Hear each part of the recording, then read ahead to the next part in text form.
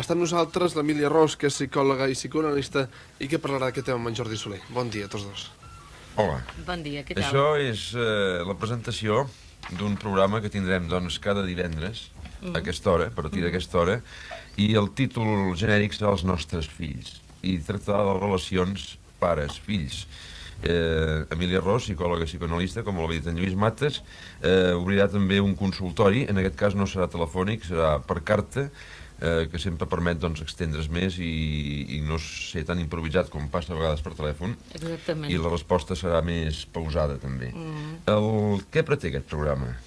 Bé, el programa una mica el que pretén és ajudar els pares en dificultats a que considerin els problemes que tenen amb els seus fills una mica des d'un punt de vista diferent de com s'ho han mirat fins ara i fins a aquest moment. És a dir, el que vol el programa és acostar els seus fills en els pares i informar aquests pares sobre els períodes importants pels que passen tots els nens. Una mica per fer-los comprendre que aquests períodes són una mica difícils i moltes vegades els pares no en tenen la menor idea de com els nens reaccionen, perquè cada criatura reacciona d'una manera absolutament diferent. Això què vol dir? Que els pares no coneixen els seus fills? Bé, sí, els pares coneixen els seus fills físicament, és cert, però moltes vegades ignoren que el nen, des del seu naixement, és un ser de llenguatge i que moltes de les dificultats del nano per les que passa, una vegada aquestes dificultats li han estat explicades en el nen, es resolen de la millor manera. Però, esclar, el nen, al ser així petit, ho comprèn tot. Des de que neix està capacitat per entendre ja... Bé, diríem que el nen, evidentment, no entén el que se li diu, però entén com se li diuen les coses. El nen està obert al sentit del llenguatge maternal, així com també està obert al sentit humanitzant de la paraula que se li dirigeix. En aquesta paraula que la mare li dirigeix, el nadó troba sensació de seguretat i de pacificació, molt més que no pas en els crits, en les renyades i en els cops que, bé, estan destinats a fer-lo callar i que moltes vegades ho aconsegueixen, però no aconsegueixen res més. Aquesta comunicació humanitzada, bueno, quan dic comunicació humanitzada, el que intento dir és que se li han d'explicar les coses al nen. És una de les coses que més s'oblida en aquest moment. Les mares cuiden formalment els seus fills, doncs els hi donen menjar, els netegen, els fan dormir, però moltes vegades, i sobretot jo estic referint-me ara des del moment que neixen, no els hi parlen o els hi parlen molt poc. Aquesta falta de paraules es dona encara molt més en les ciutats que no pas en els pobles. En les ciutats moltes vegades la mare està absent perquè treballa i llavors passa que el nano és cuidat per una persona assalariada o se'l porta en una guarderia. Què passa en aquests casos? Molt bé, el nano està cuidat formalment. Se li dona de menjar, se'l posa a dormir, però no se li dona aquesta comunicació, no se li dona aquesta paraula amb ell. Abans en els pobles no passava això, sempre hi havia una persona, encara que els pares no hi fossin, que en el nano li podia parlar, li cantava, el gronxava, és a dir, d'alguna manera reconciliava el nen amb ell mateix. Més també segur la família, normalment, també, no? Sí, la família, evidentment, una àvia, una tia, qui fos, però d'alguna manera aquell nen tenia, a veure, una atenció cap amb ell. Si se li cantava una cançó, se li cantava amb ell, no se li cantava, doncs, a la colla de nanos que hi haguessin allà, no? I sobretot la cosa de parlar-li, perquè el nen passa que des de petit no s'entén a si mateix i necessita un gran perquè l'entengui amb ell. És el gran el que l'ha d'entendre. I aquest llenguatge és el que és tan important de fer descobrir en els pares o de redescobrir-los-hi, no? Sí. Aleshores, els humans, psicològicament, com evolucionem? Els humans evolucionem tots, és a dir, tots passem per les mateixes etapes psicològiques. Ara bé, cadascú les experimenta d'una manera diferent, perquè depèn de com els pares hagin passat en el seu temps aquestes etapes, que en el nen li serà més difícil o més fàcil de passar-les. Moltes vegades els pares estan carregats de bones intencions, però evidentment no coneixen aquestes coses i llavors no els poden ajudar als seus nanos. El nen petit pateix, experimenta sensacions internes. Sí, el nen, és a dir, el nano quan neix passa que el seu cervell no ha madurat encara, el seu cos no és madur, biològicament és un cert madur per néixer, però per res més. El nano se l'ha de tombar en el llit, se l'ha d'agafar, no es pot valdre per ell mateix. Ara bé, el que s'ignora és que el nen, des del moment que neix i abans de néixer, té tota la capacitat de sentir les emocions. El nen emocionalment és un ser que sent tant com podem sentir una persona adulta. Aleshores, com ho sabem els pares quan un nen pateix? Com ens ho comunica? Bé, sí, el nen, és clar, no sap parlar, només pot plorar, però el nen, quan és tan petit i encara no té el llenguatge per explicar-se, comunica aquestes coses a través del seu cos. El nano pot tenir problemes digestius, pot tenir diarrees, vòmits, pot perdre la gana, pot perdre la son, de vegades està molt intranquil, molt agitat, de vegades està massa tranquil, massa quiet, inclús un nen de mesos. Jo recordo un cas d'uns pares una vegada que els dos treballaven i tenien una nena petita de 3 mesos, la van deixar al matí, no tenien ningú que el cuidés, va arribar a la casa, ells van dinar i quan eren al carrer una altra vegada se'n van recordar que la nena, doncs, estava a casa i la nena no havia dit res. És a dir, una nena que en moltes hores no havia ni plorat ni expressat res. Evidentment, era una nena que sentia que no se li feia cas. Llavors, poden també experimentar aquests sofriments amb una indiferència general davant de la vida, amb una pèrdua del gust per jugar, quan una mica més grandets, i per fer soroll, amb rabietes, amb retrasos amb el llenguatge. És a dir, hi ha una quantitat de fenòmens molt importants en la primera infantesa, i ara parlo de la molt primera infantesa, que són ignorats pels pares, que es contenten bé amb esperar que el nano arribarà a l'escola i llavors, mira, doncs ja s'arreglarà, no? De vegades s'apliquen càstigs que evidentment no serveixen per res. I de vegades el que és més greu, se'ls hi apliquen en aquest moment i se n'està abusant de tot això, se'ls hi apliquen calmants, no? Calmants, fàrmacs, perquè una vegada estava molt inquiet, el metge li va receptar una pastilleta i llavors de vegades les mares ja, mira, saps què? Allò que li va receptar el metge, saps què li vaig a donar? Això és greu, no es pot fer. Això que has dit que fins a arribar a l'edat escolar, tal i qual, sembla que hi hagi dificultats de relació i que s'escapin a la consciència de l'adult. Sí, i això evidentment no és perquè els pares no estimin els seus fills. El que passa és que no els comprenen, que no saben o de vegades no volen, perquè els pares també tenen moltes dificultats i les dificultats de la vida són grans, pensar en aquestes dificultats psíquiques de la vida dels seus fills. Ja dic i repeteixo que des de les primeres hores de la seva vida els nens tenen necessitat de seguretat, tenen necessitat d'amor, tenen necessitat d'alegria i sobretot, i no em cansaré això de recalcar-ho, mai, mai, mai tenen necessitat de paraules, de moltes paraules, abans inclús que dels cuidados materials, que de la higiene o que de l'aliment. El ser humà és un ser humà que des d'abans de néixer és un ser de comunicació i té necessitat, ja que ell no es pot comunicar, que li comuniquin coses amb ell. Ja podrà ell després fer-ho. Aquesta infantesa que tenim avui dia és igual que la nostra de quan érem petits? Ui, no. És absolutament diferent. No. Aleshores hi ha aquella qüestió que tantes vegades s'ha fet servir inclús per temes literaris del pare que el seu honor és que els fills siguin igual que ell. Aquest desig que té el pare que el fill... Sí. I el fill se'n va una mica pel seu compte després. Sí, perquè hem de pensar una cosa que és importantíssima, no? I és que com ha evolucionat el món, no ja en 25 anys, sinó els 10 últims anys, els 15 últims anys. Evidentment, no s'assemblen res les condicions de vida dels pares d'avui, la infantesa que ells van tenir, amb la infantesa dels nanos d'ara. Per això, perquè tot va canviant i continua canviant, i nosaltres hem d'educar els nostres fills amb les condicions d'avui, amb els coneixements d'avui.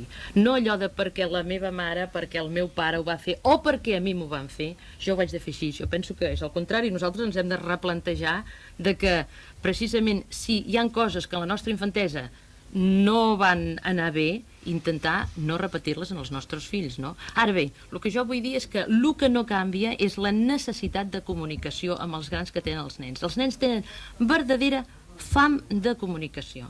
Aquesta comunicació ha existit i continuarà existint per més que canvin les condicions externes del món, perquè el propi del ser humà és expressar-se i buscar, a través de les barreres de l'edat i de la llengua, una comunicació amb els altres.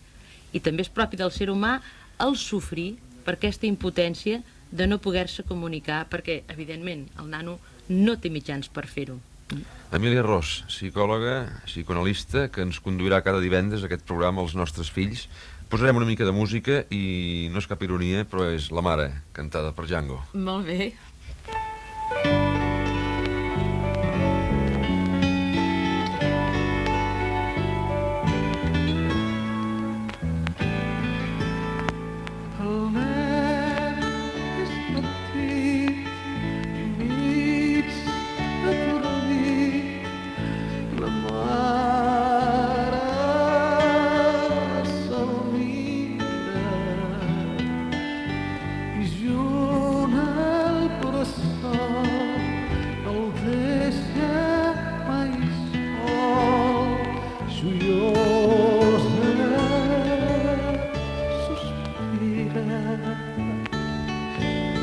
I ballant el seu somni d'amor, ella pensa tranquil·la i vigiosa, el meu fill val un món i un tresor, i m'adorm tot cantant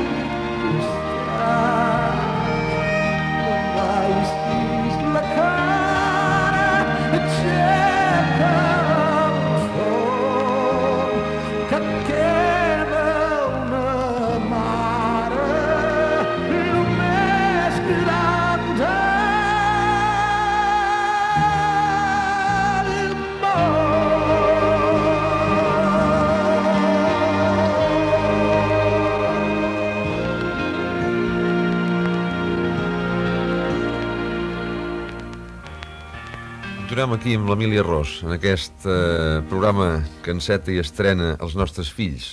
Jo voldria, hem fet generalitzat una mica sobre les conductes dels pares amb relació als fills, els tipus de mainada que hi ha, però aquest programa torna'm a centrar una mica, concretem sobre la funció que tindrà el teu programa, precisament, cara a l'oient. Sí, aquest programa el que pretén és precisament això, acostar els pares a la comprensió de llurs fills.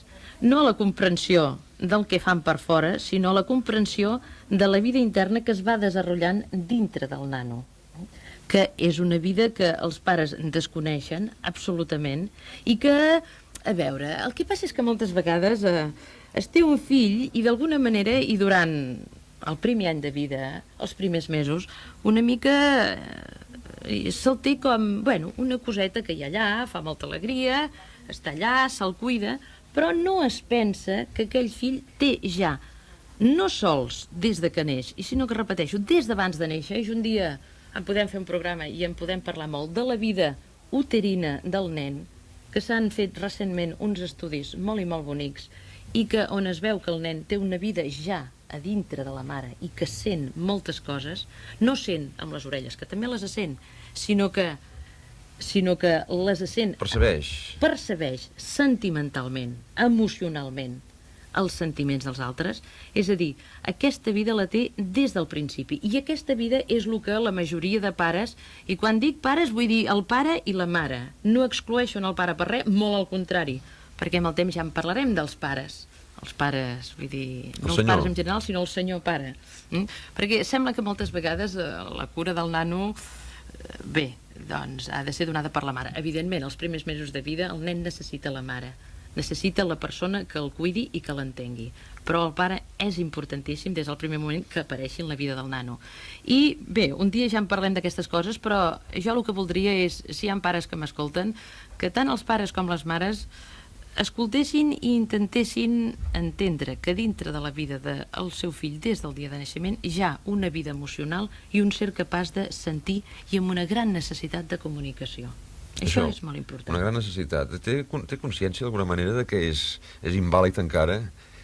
De que no pot fer res per ell mateix? El nen aquesta consciència no la té. El que té és la consciència de que a mida que se li van fent coses se n'adona del que ell no pot fer, precisament. És a dir, el nen, per exemple, quan neix, no té consciència del propi cos. El nen s'ha format dintre el cos de la mare i ha estat un tot amb la mare.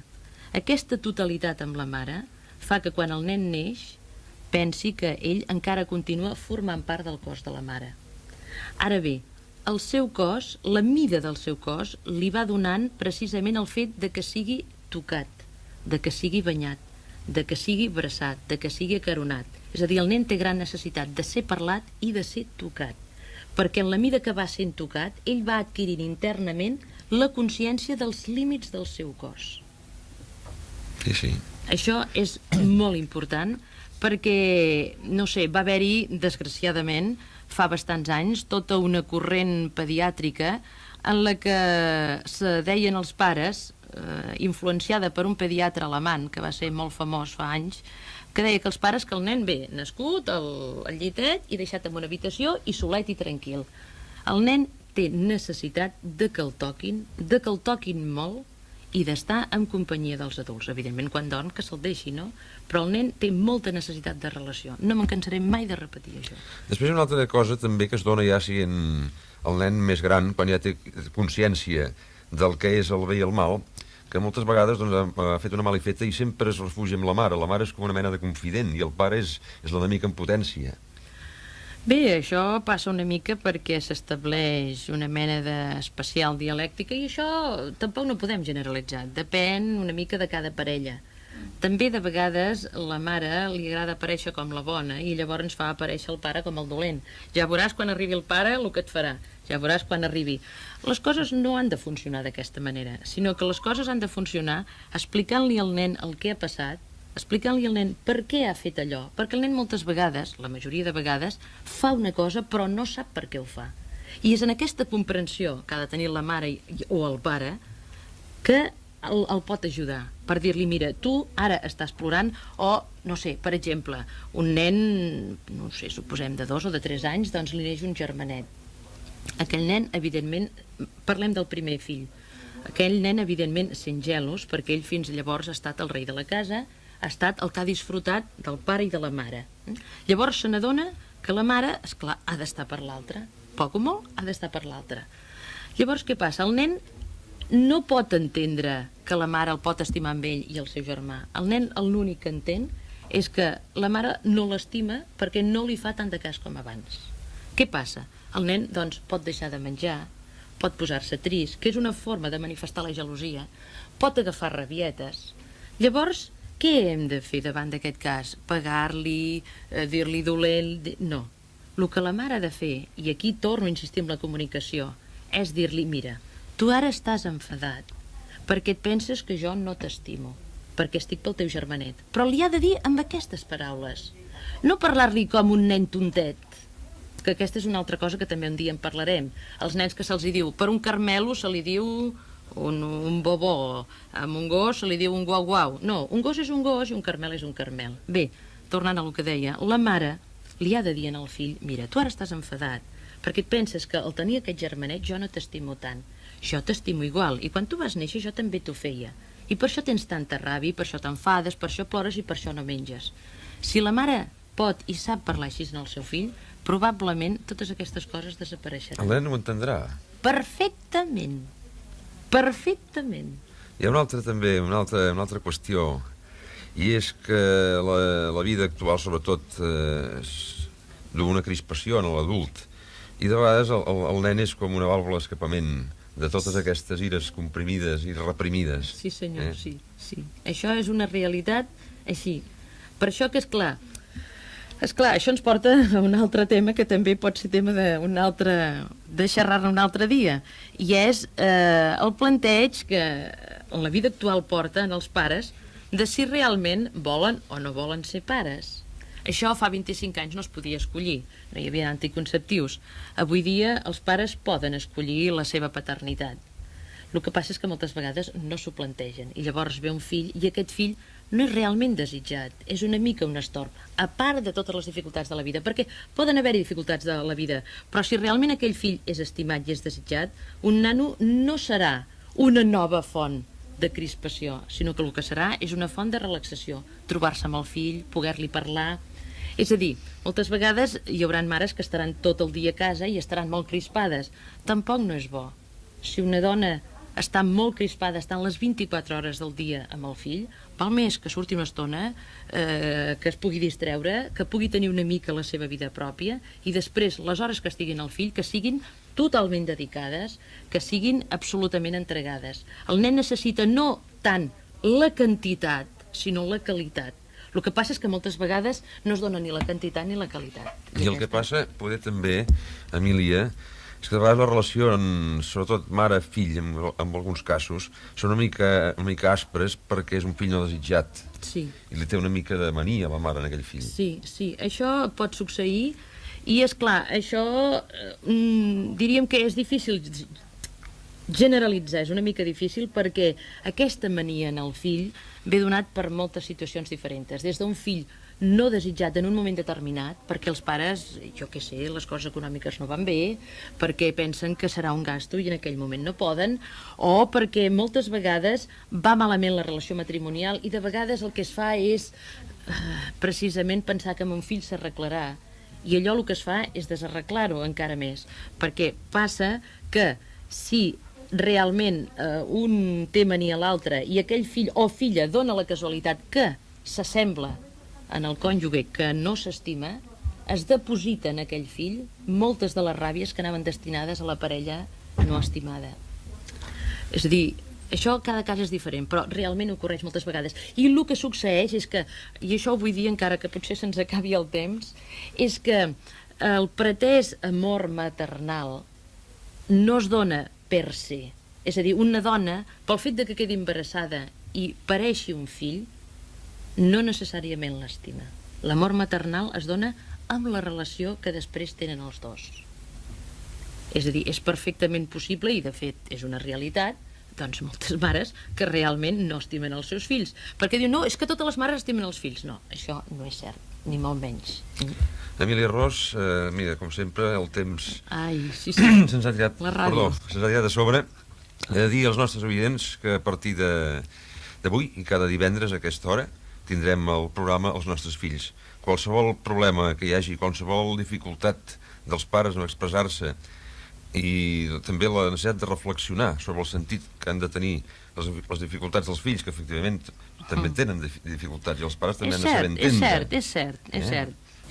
És ja el segon programa que fem. Vàrem fer un de pilot el primer dia que es va parlar una mica